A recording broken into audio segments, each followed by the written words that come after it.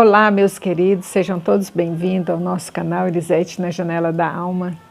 E estamos aqui novamente nessa tarde de domingo, preparando esse vídeo com muito amor e carinho para levar até vocês, né? Para que a gente possa ter essa troca de informação e de energia.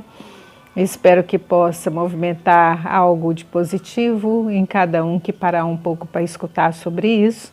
E o nosso tema de hoje, nós vamos abordar sobre o tema morte. O que a morte significa para mim? Qual é o meu olhar com relação à morte, né?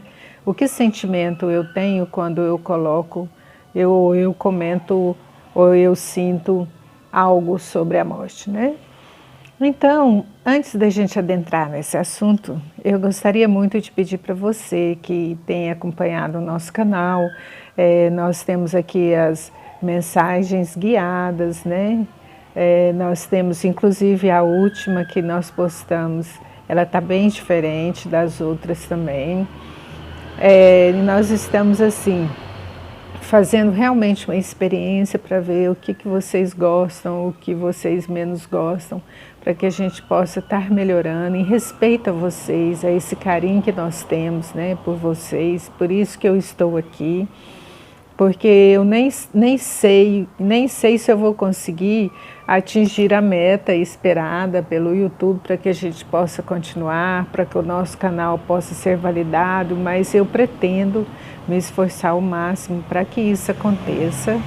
Então eu peço desculpa a vocês nas edições dos vídeos, porque eu confesso que sou um pouco analfabeta nesse sentido, mas eu me esforço muito para que a gente possa dar o melhor, né? E que à medida que nosso canal for crescendo, nós vamos então melhorando com certeza as qualidades, né? Dos áudios, enfim. Em respeito a vocês e a mim, eu pretendo dar o melhor de mim. Então, para isso, eu gostaria muito que vocês fizessem inscrição no nosso canal, dessem esse apoio para nós, divulgassem, né, nas suas redes sociais, dessem seus likes, porque nós precisamos também de ser validado pelo YouTube, para que a gente possa estar continuando aí trazendo esses conteúdos, né? Então, hoje a gente gostaria de falar um pouquinho sobre João 11, 25, 26, onde ele coloca assim: quem crê em mim, ainda que vive e crê em mim, nunca morrerá. Então, assim, dentro desse olhar da morte, nós podemos analisar ou visualizar, fazer uma leitura assim de várias formas com relação à morte, né? Tem essa cessação biológica do corpo físico, onde os espiritualistas, né, que eu acredito que vocês sabem definir o que são os espiritualistas dos espíritas, enfim. Então, os espiritualistas são aqueles que acreditam na reencarnação, né? Então, o budismo, o hinduísmo, né? Os espíritas, enfim, que acreditam na reencarnação, eles, com a cessação do corpo físico, né, dos órgãos que tem essa morte, né? Então, nós passamos por um outro plano, né? Onde nós passamos por outra dimensão. Inclusive, nós temos aquele filme, O Nosso Lar, que mostra claramente sobre isso, né?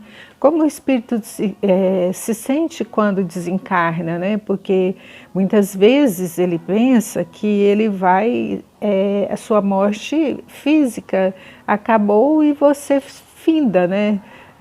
Ou vai para o céu, ou vai para o inferno, ou então ou vai padecer ou vai viver na glória, né? Então, assim, e quando a gente desencarna, que a gente percebe que cada situação está dentro do nosso campo vibracional, né? Do nosso campo mental, do que a gente entende, do que a gente pensa sobre isso, né? E que nós vamos ficar por momentos presos em agonias ou em glórias, depende do que nós vamos trazer em nós dentro dessa expansão consciencial, né? Então, dentro desse olhar, voltando a João, né? João 11, 25, 26, aquele que crê em mim nunca morrerá, porque na verdade o espírito realmente é imortal. Então nós estamos aqui nessa roupagem física, por um tempo, como nós vamos para uma escola, né? Quando a gente vai para a escola, a gente tem um período. Tudo tem um período. E a nossa medida nessa dimensão que nos encontramos, de terceira dimensão, é tempo e espaço. Então, para que a gente tenha tempo, espaço e profundidade, né? Para que a gente adentre, para que a gente tenha essa experiência dentro do nosso ser, então nós precisamos de um período, porque a nossa condição física, ou os embates diários, ou esse oceano de vibrações que ficamos inseridos nesse orbe planetário, porque como nós ainda estamos em grandes aprendizados, né? E cada um se encontra em um nível evolutivo, vamos dizer assim, fazendo uma média, mas cada um no seu momento evolutivo, né? Então, com isso, o que acontece? Nós somos bombardeados por vibrações, e muitas vezes deletéricas, né? Vibrações que pesam, vibrações que faz com que nós ficamos ali desperdiçando a nossa energia psíquica, física, né? Espiritual, em prol de dissolver aquele bombardeio energético. Até mesmo se você não pensa igual uma pessoa ou várias pessoas, você ali já está num duelo, né? Um duelo constante, um duelo mental, um duelo que vai então entravando muitas vezes as nossas consciências, porque quando nós nascemos, nós trazemos intrínsecos todos os conhecimentos do espírito, né? E nascemos então como aquele livro de folhas em branco, para que a gente possa ir por outros caminhos, dentro dos arquivos que já temos em nós, né? Por momentos adormecidos, vamos escolhendo outro caminhar. Então o que acontece? Muitas vezes nós nos perdemos desse caminho. Ou às vezes ficamos desanimados ao ponto de ficarmos prostrados, né? Às vezes, quando tudo que a gente tenta não é aquilo que a gente espera, né? Em termos de aceitação, ou em aceitação... Desculpa aí o barulho, né? Nós estamos aqui na varanda da nossa casa, então passou uma moto aí bem barulhenta. Mas então, assim, o que acontece? Então, essa aceitação, porque pelo ego a gente quer se colocar na sociedade, no trabalho, enfim, em qualquer lugar a gente quer ser aceito, né? A gente quer ser aceita, a gente quer ser amado, porque nós fomos feitos por amor, né? Então, o que a gente quer é realmente que a gente possa ser respeitado e ser compreendido e, inclusive, alimentado para que aquilo desenrole em nós cada vez mais, mas por estarmos aqui inseridos em um momento diferente, né? Com vibrações diferentes, então nós ficamos muitas vezes paralisados em determinadas situações, vivendo simplesmente aquele processo mental que nos incomodou sobremaneira, sem conseguirmos sair daquilo. Então isso nós chamamos de morte em vida. É quando você se extenua, se sente prostrado, não tem motivação, você fica totalmente apático, sem nenhuma vontade de realmente fazer nada, de realmente reagir, né? Então, nesse momento, você fica com uma morte em vida, porque o seu corpo está aqui, né? Vivo, mas, porém, sem nenhuma energia, nenhuma vontade.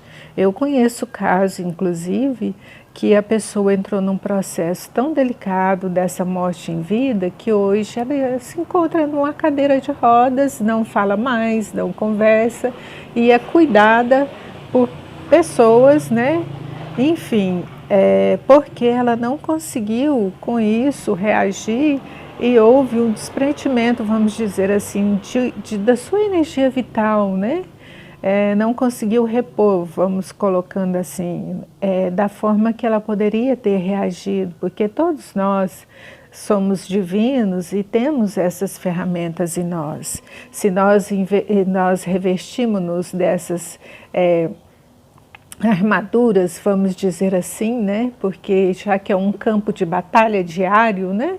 Se nós revestimos de armaduras, principalmente da fé, né? Da vontade de sair daquele processo, buscando essa motivação, nós conseguimos ressignificar aquele momento e deixarmos para trás.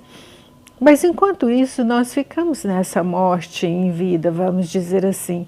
E para que nós possamos sair desse processo, nós também temos que morrer para aquilo que nos levou àquele momento. Morrer em termos de realmente deixar aquilo. Deixar aquilo como se fosse um veneno, como que se nós estivéssemos sorvendo, e a gente fala, não vou tomar isso mais. Então, quando você para de colocar poder naquilo, colocar toda a sua concentração naquilo, aquilo que te levou a desmotivar-se, a totalmente se prostrar, então você morre para aquilo também, né? É um outro tipo de morte, então você morre para aquilo também. E quando nós entendemos que nós temos, para essa morte biológica, né, nós temos um período que não sabemos quando, né, que vai acontecer conosco, que também é uma bênção divina, porque se a gente fosse saber assim, que dia que eu vou desencarnar, né? Então, como que seria isso para a gente? Como Deus nos conhece tão bem, né? Então, Ele já preparou direitinho para que a gente pudesse realmente e ficarmos mais tranquilos, né? E nos programando, vivendo cada dia como se fosse o único, vamos dizer assim, né? Mas com sabedoria. Então, quando nós temos muito temor pela morte, na verdade, é porque nós não sabemos como viver. Se eu não sei como viver, se eu não sei o que é vida, então eu tenho medo do desconhecido e, portanto, tenho medo da morte, né? Então, se eu estou sabendo como viver, se eu procuro fazer o meu melhor, se eu procuro escutar a voz da minha consciência, mas sem falsos paradigmas, mas sabendo que se aquilo para mim está causando um transtorno, se aquilo para mim está causando um medo, se aquilo para mim está causando uma insegurança e gerando um conflito, não é bom. Não é bom, são claros, né? Então a nossa vida, o nosso caminhar tem sinais claros. Então olha só essa dica, medo, insegurança, gerou conflito, cai fora porque não é bom. Tá pesado, solta, deixa que aquilo ali vai te proporcionar muitos desgastes energéticos e até mortes em vida, né? Se você ficar ali alimentando aquilo, preso ao passado, né? Tem uma frase, eu não sei de quem é, mas eu acho ela muito legal, que é aquela que diz assim, caminho e o caminho se abrirá. Então é como se nós tivéssemos, por exemplo, em uma estrada e que você precisa chegar no local e de repente fecha o tempo, cai aquela tempestade, né? E aquela tempestade era muito forte. Você tem duas opções. Você pode escolher parar seu carro e ficar esperando a chuva passar, com medo, com receio, e às vezes ela vai até durar um pouco mais, né? Horas, às vezes até dia. E você fica ali estacionado, com medo de voltar, com medo de seguir para frente e com medo de ficar, né? Mas quando você vai com cautela, bem com cautela, continuando pelo caminho, o caminho se abre e você percebe que aquela nuvem era só em um período da estrada e o sol já está brilhando em outra, né?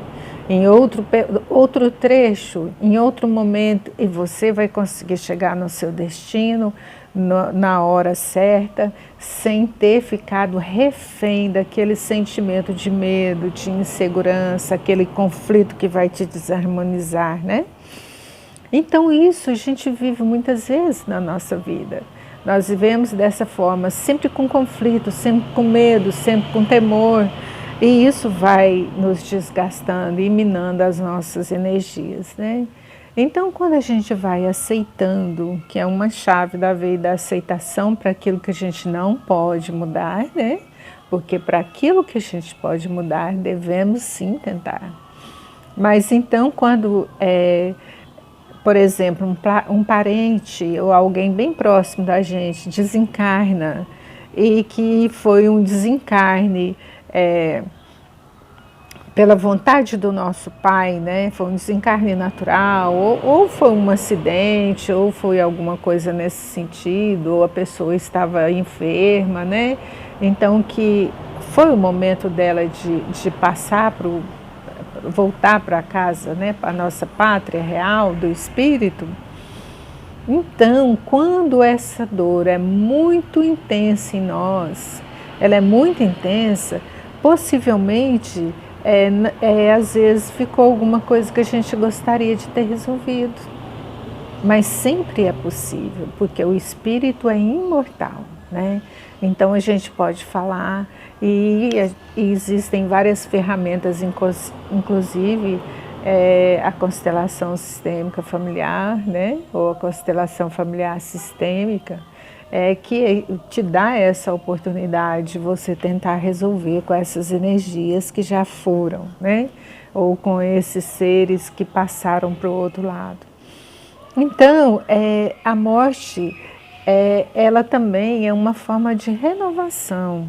Porque, veja bem, um paciente que ele está acamado em fase terminal, sofrendo muitas dores, e que não tem nem medicação que possa aliviar, e que ele está ali naquele momento onde ele está se esvaindo em dor, e não tem forças mais para continuar o seu caminhar nessa vida, então o desencarne é uma renovação, é um recomeço, é a oportunidade de cessar aquele processo, né?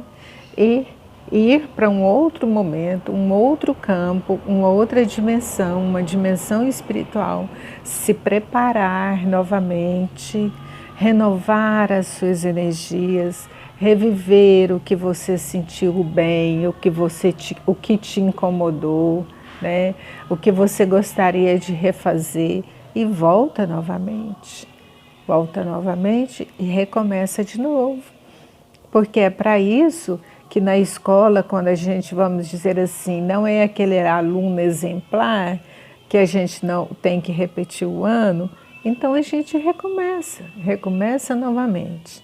E quantas dores nós vamos sentir nesse processo vai depender da nossa resistência. Nossa resistência a esse processo, o nosso esforço real dentro desse processo. Porque se nós fazemos um esforço verdadeiramente em nós, eu quero fazer o meu melhor, eu quero dar o meu melhor, eu quero ter respeito comigo, com o meu próximo, eu quero realmente ser melhor hoje do que fui ontem. Então, você vai acalmando na sua consciência aquilo que você, por acaso, houve um equívoco na sua vida, reconstrói os passos, refaz, tenta de novo. Se no momento ainda não dá, para que você está recente, ainda está muito dolorido, dá um tempo, depois você retoma com amor, retoma sem mágoa, retoma com carinho e deixa que aquilo que passou, que incomodou, morra para você, né? E recomece assim novamente. Então, nós não podemos viver sem morrer, nós vivemos morrendo para determinadas situações, para podermos abraçar outras, para o caminho se abrir para outras possibilidades, né?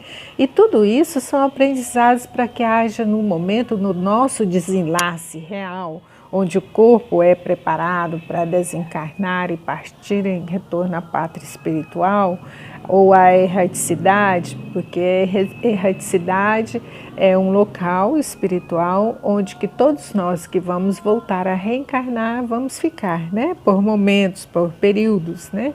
Até que a gente não tenha tanto compromisso mais com o reencarne, né? quando o espírito já se iluminou, ele possivelmente volta por missão, ou então de outra forma, né? E assim, nós temos grandes exemplos, né? Então, por exemplo, Francisco de Assis é um exemplo desse, né? Então, um espírito daquela envergadura, ele reencarna para quê? Para somar, para mostrar, para puxar, para motivar os que aqui se encontram. Porque quando aqui nos encontramos, nós ficamos muito velados, os nossos olhos ficam muito embotados, porque nós nos perdemos nas ilusões, né? Então, o importante é que a gente busque renovar a nossa fé, que a gente busque alimentos para o nosso espírito, né? A meditação, por exemplo, é um alimento maravilhoso, eu falo isso em quase todos os nossos vídeos. A meditação é maravilhosa para que a gente possa estar fazendo esse movimento, além da meditação, né? A gente olhar com carinho as plantas, as vidas que existem, se aquilo é da nossa responsabilidade ou não, a gente dá o nosso melhor, os animais, né? Então, assim, a energia que eu emano, que eu exalo, né? Isso tem uma soma, tem um campo morfogenético do planeta, onde que eu vou agregando ali energias nocivas ou energias positivas. Então, se eu quero melhorar o planeta, eu preciso contribuir para que a minha vibração e a minha postura seja melhor, né? Então, a nossa proposta de hoje é a gente modificar um pouco esse nosso olhar. Porque à medida que nós vamos tendo um olhar muito, um olhar onde nós assim sofremos muito com a morte, né? A morte natural, eu gostaria de dizer assim, né? Porque a morte provocada, essa morte biológica provocada, ela traz muitos desarranjos na nossa psique, né? Então, o que acontece? Ficamos por muito momento para que a gente possa desprender aquela energia vital, vamos dizer assim, quando você compra um carro, a bateria é nova, né? Um exemplo. Você roda no carro e aquela bateria é para andar tantos quilômetros. Mas de repente você pega e não roda mais, deixa, o carro morre, né? E aquela bateria fica ali inativa, vamos dizer assim. Ela continua, mesmo que você não está rodando, ela tem aquela carga que ela ainda vai demorar para esvair. E isso é do corpo físico. Se você interrompe, através do suicídio, por exemplo, direto ou indireto, ainda aquela energia tem que se desprender para que você possa novamente ser preparado, novamente ser organizado, avaliado, vendo onde você errou, por que você fez aquilo, e você pede novamente para recomeçar. Só que aí você tem compromisso com aquilo que lesou, porque se você recebeu tudo bonitinho, certinho no seu corpo, você tem que ser responsável por aquela situação, né? Então, dependendo do caso, cada caso é um caso. Se o seu processo foi, vamos supor, suicídio indireto, que você fumou demais, um exemplo, né? Morreu com efisema pulmonar, alguma coisa nesse sentido, provavelmente você vai ter problema de pulmão, né? E o que com isso lesionou. E quando esse suicídio ele é provocado, por exemplo, com, vamos supor assim, suicídio mesmo, né? Direto mesmo, enforcamento, bala, né? Com projétil, enfim. Aí você volta com as síndromes.